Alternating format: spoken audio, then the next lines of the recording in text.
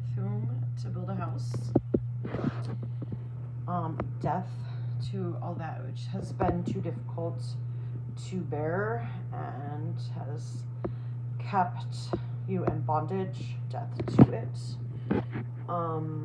There's an exposing of something that has to do with a child, which you went to, but also kept you from your true journey, and not a right or die, a right or reverse. Communication that was hidden, replaced by flattery, by someone with not good intentions, deceptive information, practices about money, possibly doing deceptive things with money, or overpromising in the ways of being able to bring in money, now possibly money that was expected or promised, not coming in, not that person's money. The danger wasn't heeded. Message was to flee. The inner message was to flee the scene, and that things were not good and were not going to turn out good.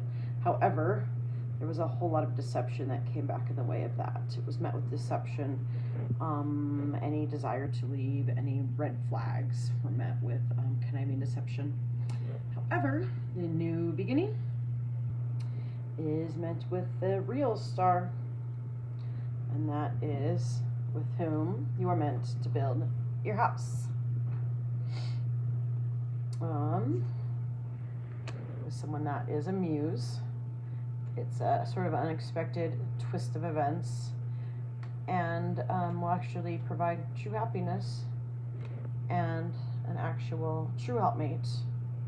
Somebody that's truly caring, nurturing, has the best intents, has the right reasons, and also somebody that's very generous and gracious and kindness and has that for others, and that's their intent. She's a real true queen. She actually does have royal blood as well, but she is a leader who's been kept from leading, and her intentions to lead are kindness, strength, and compassion. She's also very confident and sometimes can come across as overconfident, especially when there's a whole lot of, sorcery going on.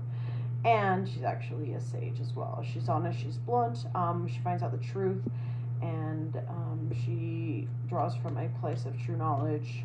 But basically the intention is for the truth to be told and for independence to be achieved. King belongs with the queen. And he is going to step into that role and be decisive and use his executive qualities to take charge of his life and do his duty to the queen.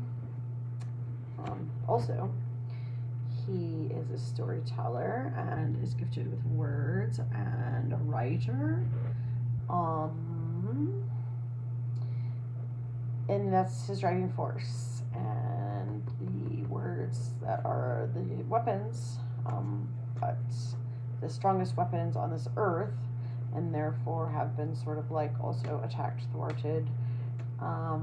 He's also willing to tell the truth, and especially when paired with the queen, will have more of the ability and the confidence and the freedom and the support to do so.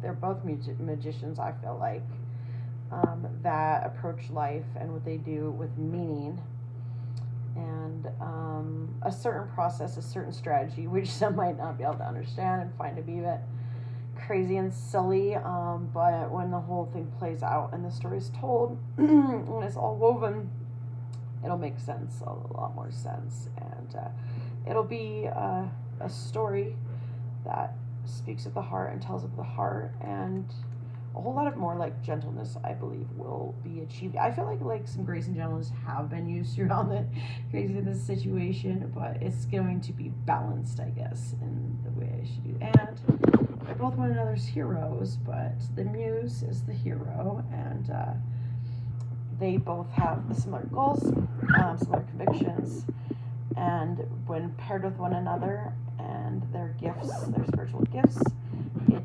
will bring about the courage to step out and be the noble ones that they really truly are and be seen for that, respect regained. A seer, so that this one, the seer, I like this next card showing, the seer is a seeker.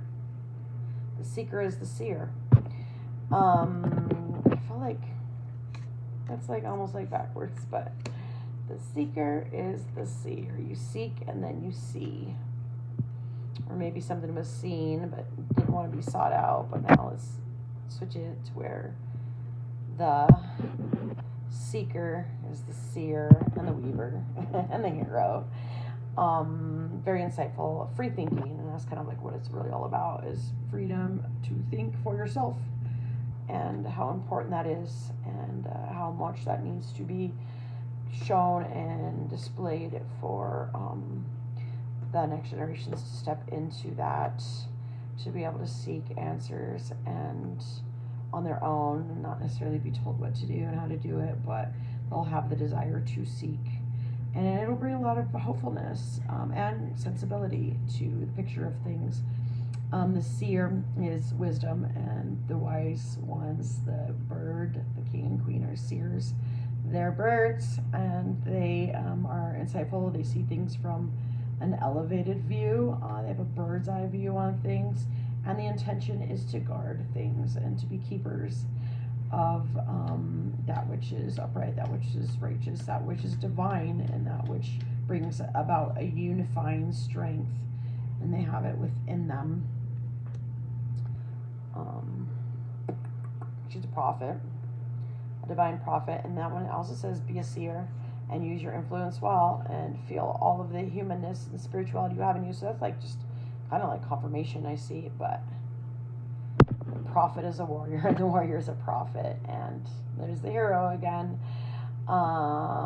This, I feel like a lot of discipline unfortunately has just been wasted, although nothing is a waste. Everything builds on one another. Each challenge and each lesson builds up the strength of the warrior. But when the stuff is ironed out and evened out and the scales are even, then I feel like the real discipline factor is going to come in, and the day can be taken on with a lot better focus, and the discipline can be in a productive way. There's this purpose. Feel all your purpose and tenacity you have in you. Use your force well. And so I feel like when things are balanced out, that basically, that is going to be achieved. That's kind of what it's all about. And yeah. And that's what you build a house on. That is what you build a house on, my friends.